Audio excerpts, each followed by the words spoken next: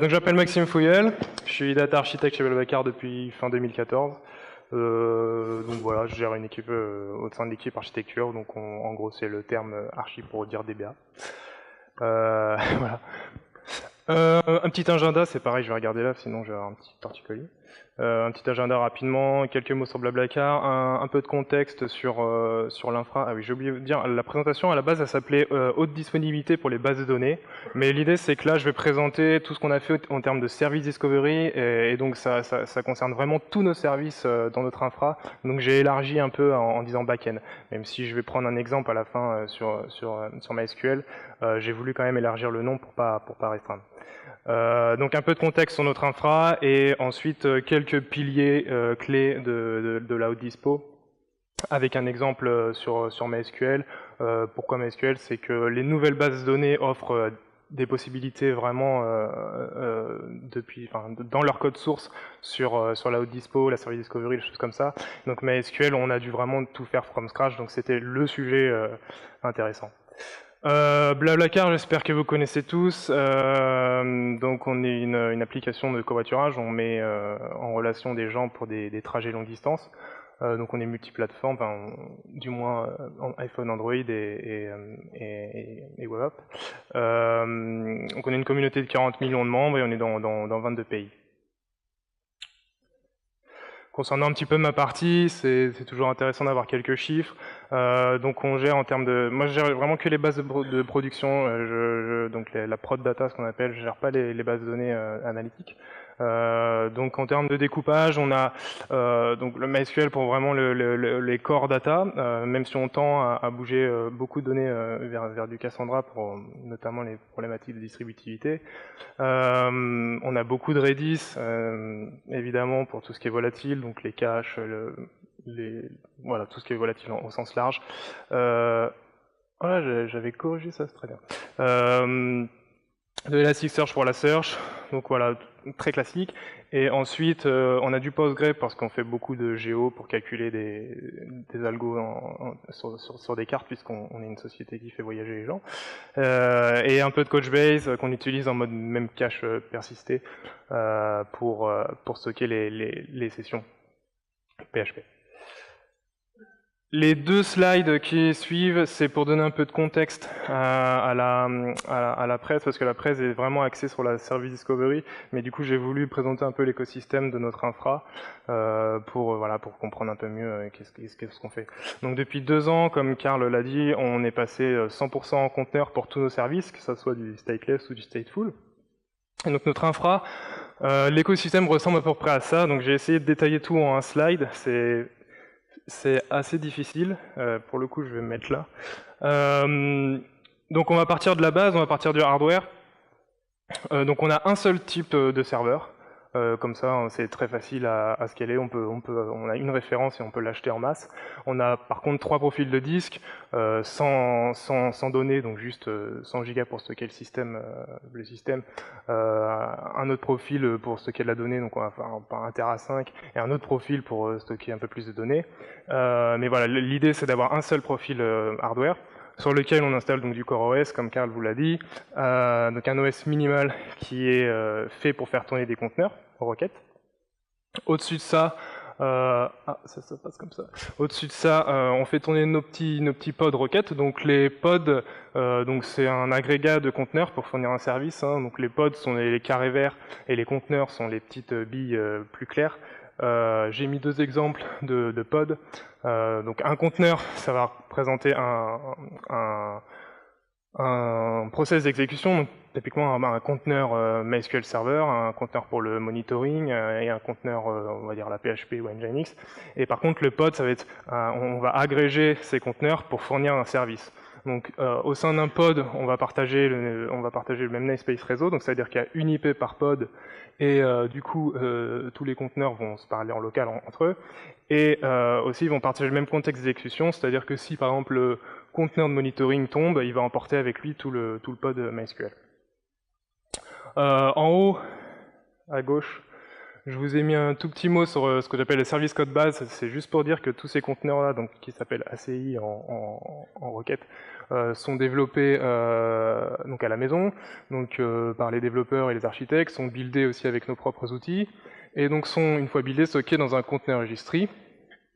Et donc voilà, donc ça fait qu'on a des serveurs, des conteneurs, et maintenant il faut une petite couche d'abstraction entre les deux pour pouvoir faire tourner des conteneurs de manière à peu près dynamique sur du hardware, pour pas fixer un service sur un serveur comme on faisait avant où on achetait un serveur de base de données, un serveur pour faire du front. Là l'idée c'est qu'on a un pool de serveurs, on a des conteneurs et on veut quelque chose entre les deux. Donc je ne vais pas rentrer vraiment dans les détails ici, mais en gros d'un point de vue archi ou développeur, c'est comme si vous lancez une unit systemd comme si c'était en local sur votre Linux, et sauf que cette unit systemd a des metadata pour des metadata pour contraindre l'exécution de votre service sur un profil de machine particulier. Typiquement, si c'est un front, on s'en fout qu'il y ait de la data ou pas, donc on va pas contraindre quoi que ce soit. Donc le service va se lancer n'importe où dans le data center.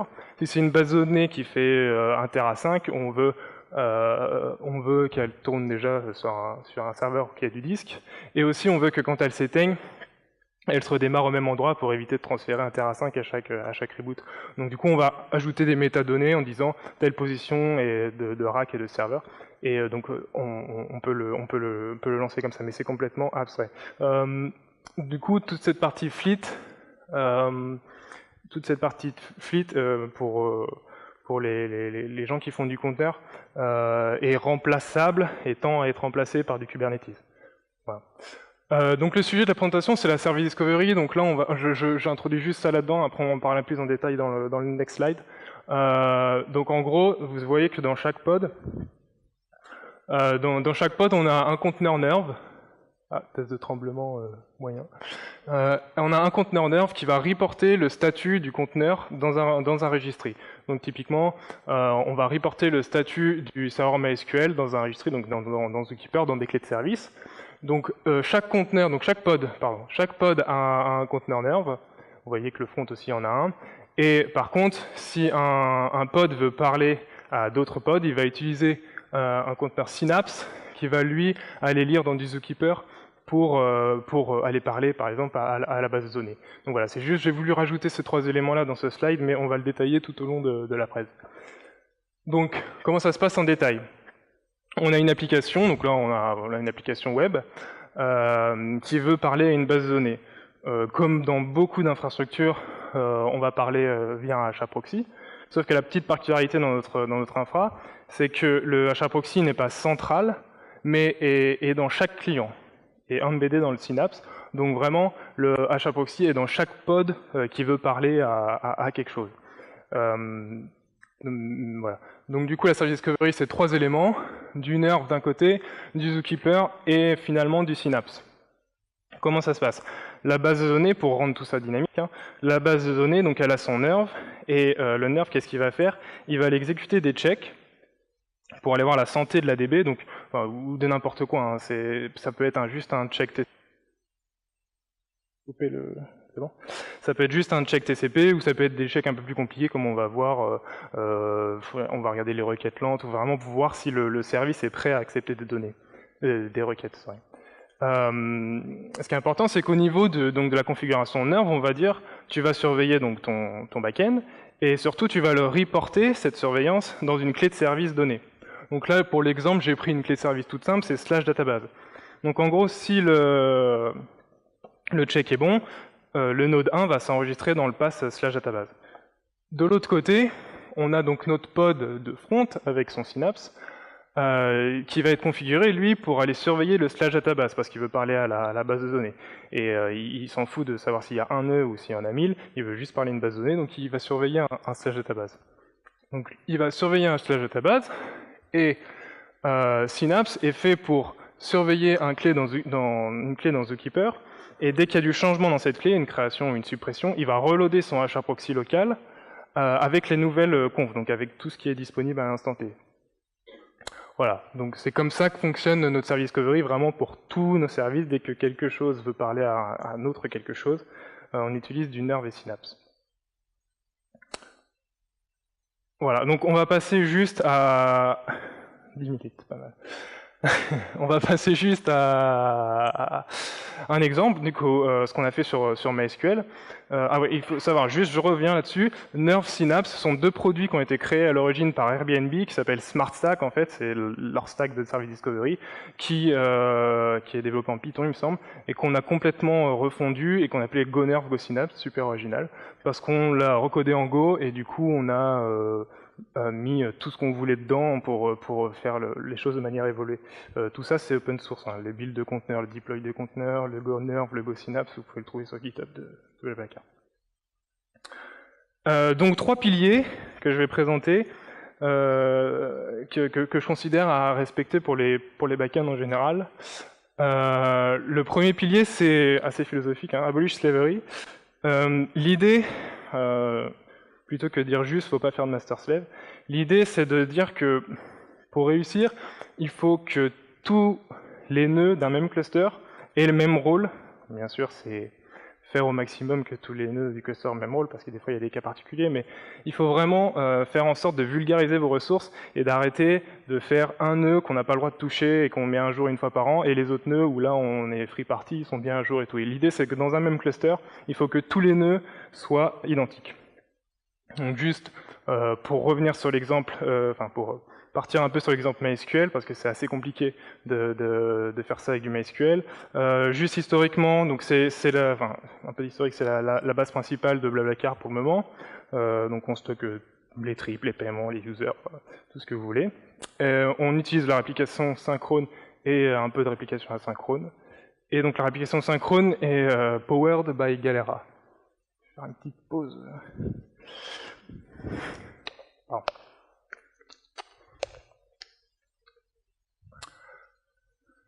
Donc ça c'est la réplication traditionnelle que vous connaissez, un master, des slaves. Donc les transactions vont sur le master, on peut plugger un ou plusieurs slaves pour des besoins de lecture.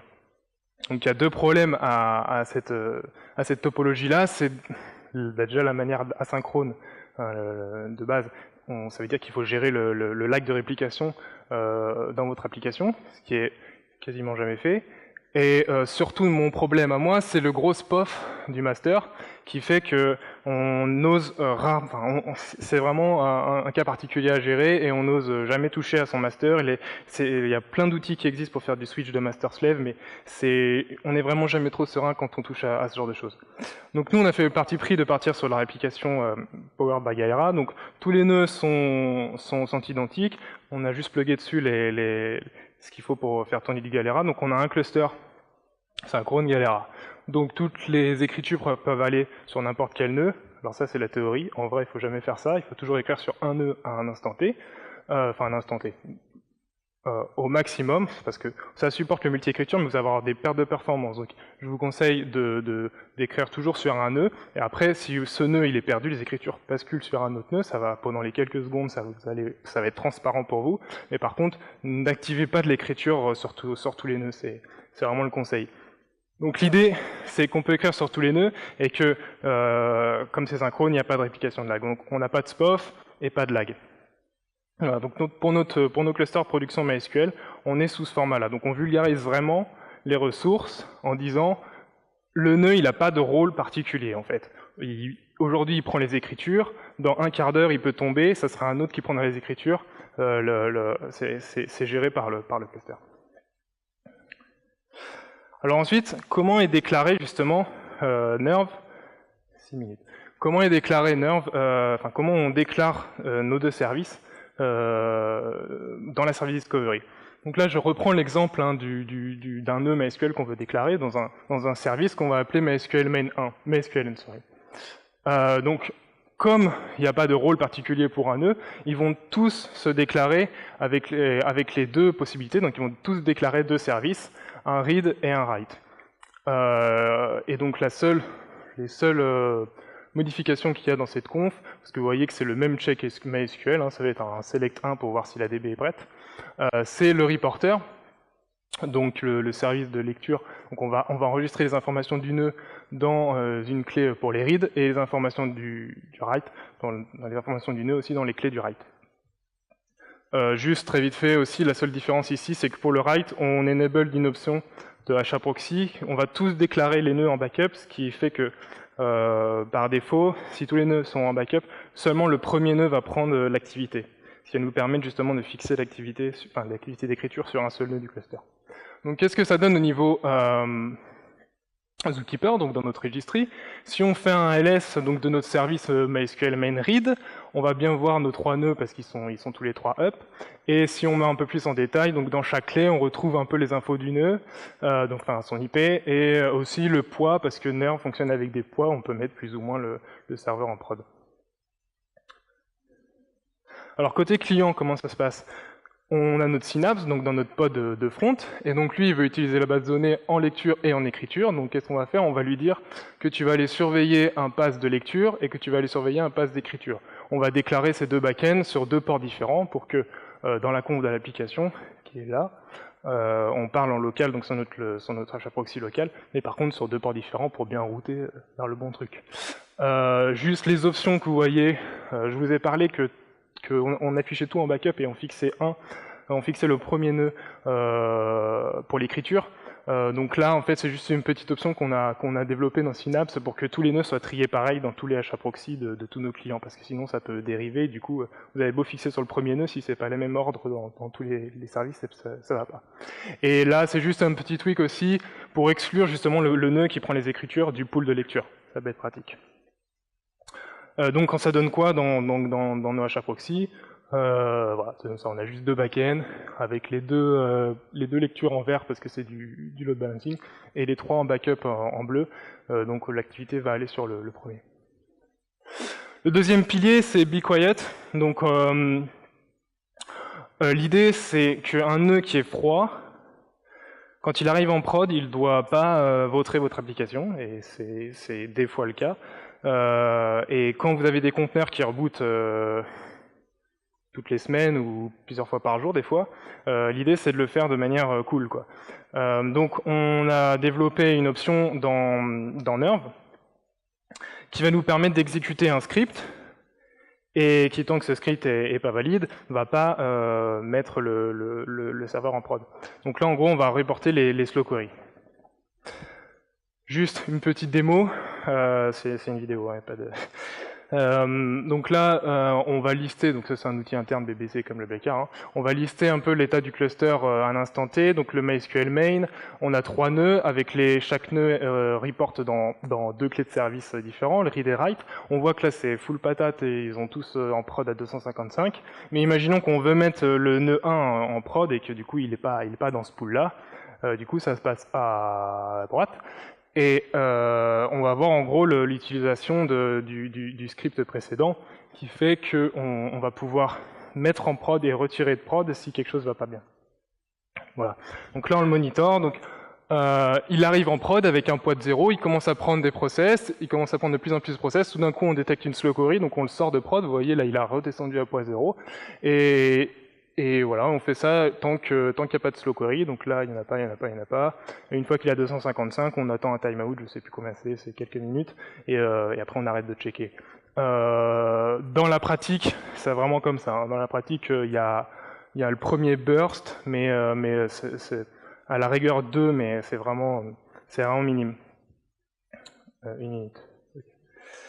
Le troisième pilier, c'est Die in Peace. Donc là, c'est à peu près le même principe, mais pour la sortie. C'est-à-dire qu'un nœud de prod, quand on veut le sortir de prod, il faut qu'on le fasse de manière cool, parce que dans beaucoup de cas encore, on peut juste vautrer les sessions utilisateurs et c'est pas cool.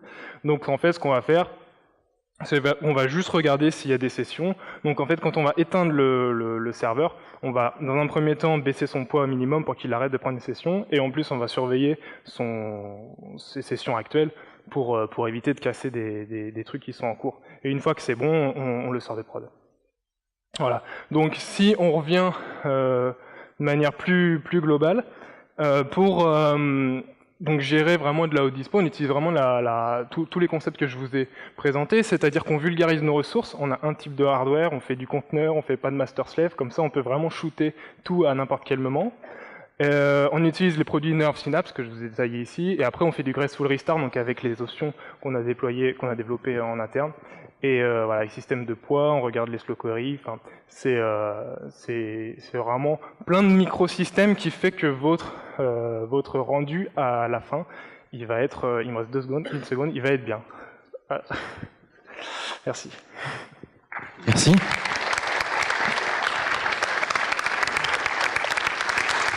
Alors, y a-t-il des questions?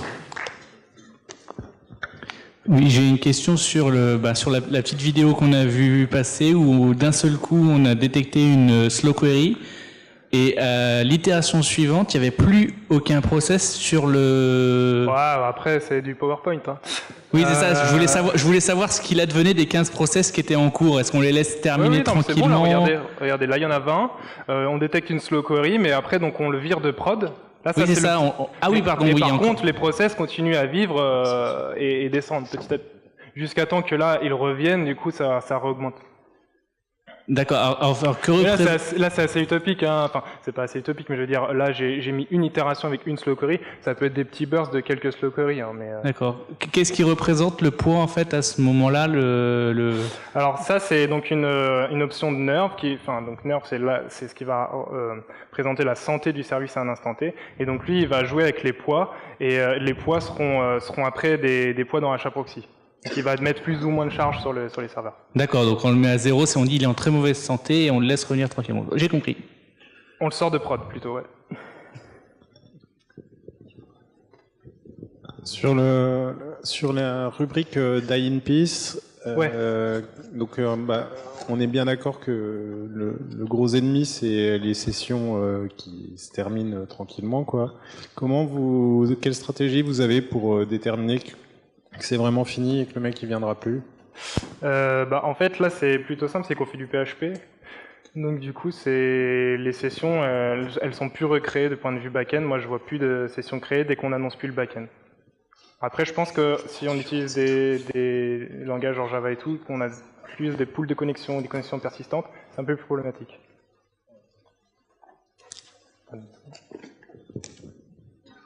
Ouais. Si Nerve plante... C'est où? Pardon, ouais. Si Nerve plante, comment... Ça embarque le pod. Donc le pod meurt, ouais. Mais comment dans Zookeeper tu enlèves le node du pool? Alors, en fait, Zookeeper, on utilise vraiment... on essaie de grappiller toutes les fonctionnalités qu'on trouve. Voilà. En fait, Zookeeper, donc on se base sur des watch et des ephemeral nodes, ce qui fait que un ephemeral node, c'est quoi? C'est que quand un Nerve va voir que la santé de son backend est bon, il va enregistrer son backend dans cette clé-là, node 1. Mais il va l'enregistrer de manière ephemeral, c'est-à-dire que si la session avec Zookeeper casse, la clé disparaît. Donc du coup, ça fait qu'il sort automatiquement du pool, même si c'est juste Nerve qui pète. Et lui, c'est pareil, il va regarder databases en mode watch, et dès qu'il y a un mouvement qui change, il va reloader. Donc c'est vrai qu'on bénéficie des features de Zookeeper, on pourrait pas le faire, je pense, avec l'XCD ou je sais pas, un autre truc. Vraiment, c'est assez stické à la techno, quoi.